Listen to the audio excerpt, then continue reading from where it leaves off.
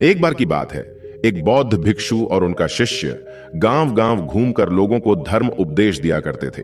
एक बार जब वह एक गांव में धर्म उपदेश देखकर वहां से चलने वाले थे कि तभी जोरों की बारिश शुरू हो गई। उन्होंने बहुत देर तक प्रतीक्षा की, लेकिन बारिश रुकने का नाम ही नहीं ले रही थी। तो उन्होंने निर्णय लिया कि वह इसी गांव में एक छोटी सी कुटिया बनाएंगे और अगले कुछ हफ्तों तक इसी गांव में रहेंगे। उन्होंने गांव के बाहर एक छोटी सी कुटिया बनाई और वहीं रहने लगे। और उस गांव के लोगों को बुद्ध के अमृत वचन सुनना बहुत पसंद था। वह गांव वाले बुद्ध और उनके शिष्य की खूब सेवा करते और प्रवचन सुनते। बहुत से गांव वाले तो उपदेश सुनने के लिए उन्हें कुछ उपहार भी लेकर जाते थे। इस तरीके से बहुत दिनों तक वह बौद्ध भिक्षु और उनका शिष्य उस गांव में ठहरे। एक दिन अचानक बौद्ध भिक्षु अपने शिष्य से कहते हैं कि हम बहुत दिनों से इस गांव में रुके हुए हैं, अब हमें यहां से चलना चाहिए। यह सुन शिष्य कहता है, लेकिन क्यों गुरुजी, क्या हम यही नहीं रह सकते? क्या ये कि लोग कितने अच्छे हैं, कितना अच्छा व्यवहार करते हैं, अपनी खूब सेवा करते हैं और उपहार भी लाते हैं। ये बात सुनते ही बौद्ध भिक्षु अपने शिष्य से कहते हैं, हम यहां बिल्कुल भी नहीं रुक सकते हैं, हमें यहां से चलना होगा। और रही बात उपहार की, हमें इन चीजों से मोह नहीं रखना चाहिए। हम भिक्षु हैं, हमें इन चीजों को इकट्ठा करके करना भी क्या है? यह सारे उपहार हमारे किसी काम के नहीं है और हमें इनसे लगाव भी नहीं रखना चाहिए। हमें तो त्याग के मार्ग पर चलना है, फिर हमें इस धन का क्या करना है?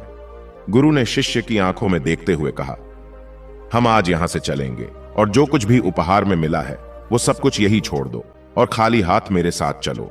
लेकिन वो शिष्य तो वह सारे उपहार अपने साथ ले जाना चाहता था, लेकिन वो गुरु की आज्ञा का उल्लंघन भी नहीं कर सकता था। इसीलिए वह जाते जाते कुछ चांदी के सिक्के बिना गुरु को बताई अपने कपड़ों की पोटली में छुपा लेता है। जैसे ही वह कुछ दूर चले, उन्हें रास्ते में एक बहुत बड़ी नदी मिली।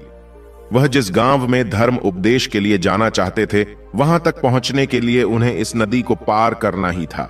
जब वह नदी के पास पहुंचे, एक नाव चलाने व्यक्ति ने बौद्ध भिक्षु से कहा, मैं आपको यह नदी पार करा सकता हूं।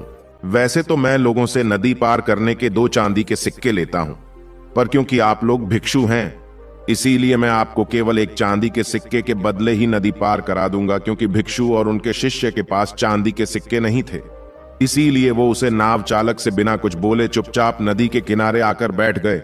हालांकि शिष्य ने चांदी के बहुत से सिक्के अपनी पोटली में छिपा रखे थे, लेकिन वे उन्हें निकाल नहीं सकता था, क्योंकि उसे डर था कि गुरुजी उस पर गुस्सा होंगी। इसीलिए वह भी गुरु के साथ चुपचाप यह सोचकर बैठा रहा कि देखते हैं बिना सिक्कों के गुरुजी नदी कैसे पार करते हैं। लेकिन गुरु यह सोचकर किनारे बैठे रहे कि हो सकता है कुछ देर बाद यह नाव चालक उनसे आकर कुछ कहे, या फिर जिस गांव से वह अभी आए हैं वहां कोई इंसान यहां से गुजरे और उनके हिस्से का किराया भी नौका चालक को दे दे।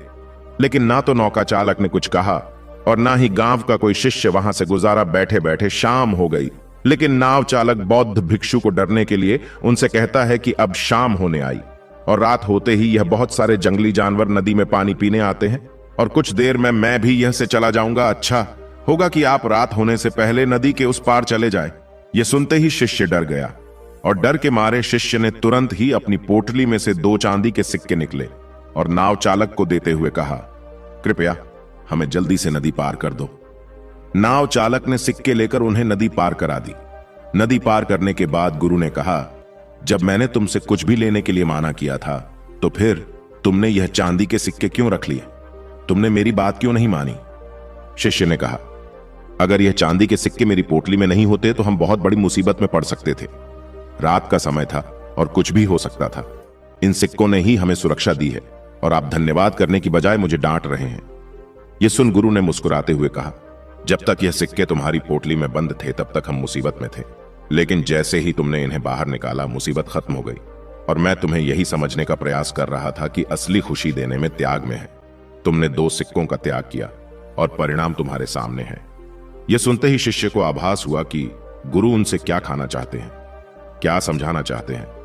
उसने बचे हुए चांदी के सिक्के गरीबों में बांट दिए और वह दोनों आगे बढ़ गए। दरअसल इस कहानी की सीख यही है कि हमें अपने जीवन में सांसारिक वस्तुओं से अधिक लगाव नहीं रखना चाहिए और अपने आंतरिक खुशी पर ध्यान देना चाहिए और केवल उतना ही इकट्ठा करना चाहिए जितना एक सुखी जीवन जीने के लिए पर्याप्त है। अगर हमारे पास कुछ अधिक चीज है और अगर हम उसे किसी जरूरतमंद को दे दें जिसके उसके जीवन में थोड़ी खुशी आ सके, तो हमें ऐसा करने से और अधिक और मन की शांति प्राप्त होती है।